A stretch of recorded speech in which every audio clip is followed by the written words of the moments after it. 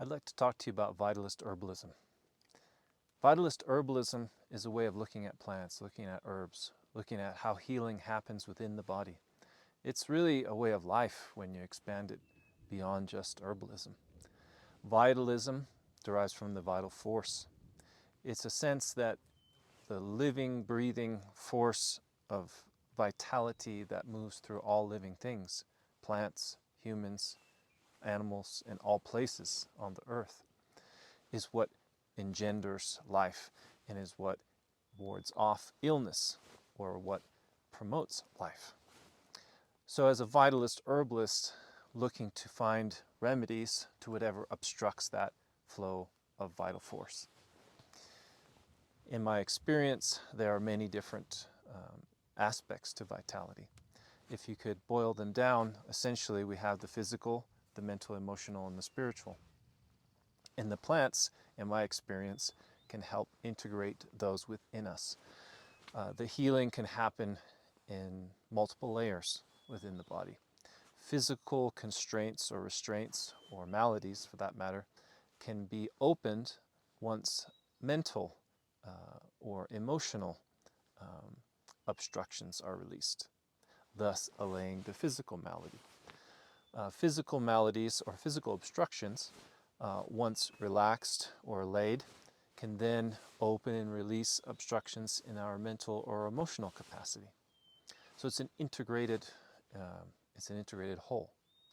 So my perspective as a bioregional herbalist or vitalist herbalist is to look, to listen, and to observe. For ourselves, we do that internally. When we work with plants, here I'm in the natural environment where the plants are naturally occurring and it's their home. And this is my favorite place to go as a bioregional herbalist, as a vitalist herbalist, to tune into what plants have to offer. For me, that's what I call the nature of the plant, what a plant is. Others may say plant energetics or say plant spirit medicine, plant phytochemistry, what's it good for, what are the traditional uses. Anything that's conceivable about a plant that a plant truly and authentically conveys in some way, shape, or form, I would corral into what I call its nature. So for me, there's no better way to come to know the nature of a plant than to be in its natural environment. All that one can experience or learn from a plant may be available. In fact, I would go so far as to say is available to one upon first meeting that plant. And then upon a sequence of experiences or elapsed over time, different facets of this whole, which I call the nature of the plant, will or may be revealed to an individual in a particular context. So for me, that context always comes down to person, place, and plant. This triumvirate is what coalesces in understanding, and through discernment of each of those parts, either for ourselves or as an observer for another person in a particular place with a particular plant, is what brings into mind a particular scenario. And that scenario will evoke both the nature of the person and the nature of the plant.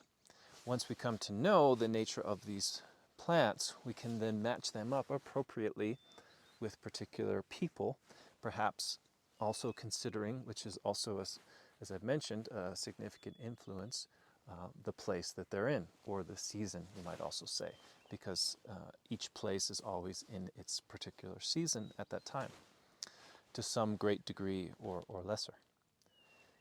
And so as a vitalist herbalist, my role or my goal in all of this is to attune to as finely or as keenly, as appropriately, and of course as authentically as I can to these particular natures at play.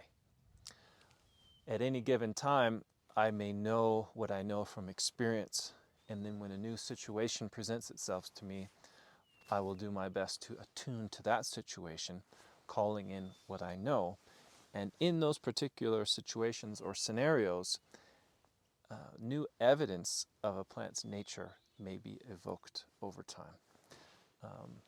An example would be in many of my outdoor field study classes and courses, we may sit with a plant in the wild that we happen to come across or that I anticipate or plan on taking us by, and we may sit in meditation with that plant. In some cases, we may pull out a tincture and each take a drop or 2 to 5 drops is what I normally recommend as we're sitting in meditation with that plant. Or perhaps nothing at all. Perhaps we don't ingest anything.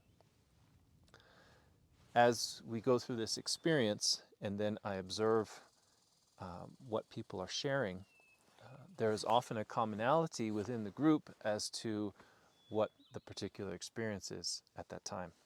And that particular experience may be something new that I haven't experienced with that herb, but it's authentically relayed within the group, each individually, further verifying or validating that this is a true facet of this plant's nature that's being evoked at this place and this time. So you could say that, like nature itself, the nature of certain plants are fluid. Not to say that it's completely chaotic or that it's ever changing, but that the changes do take place.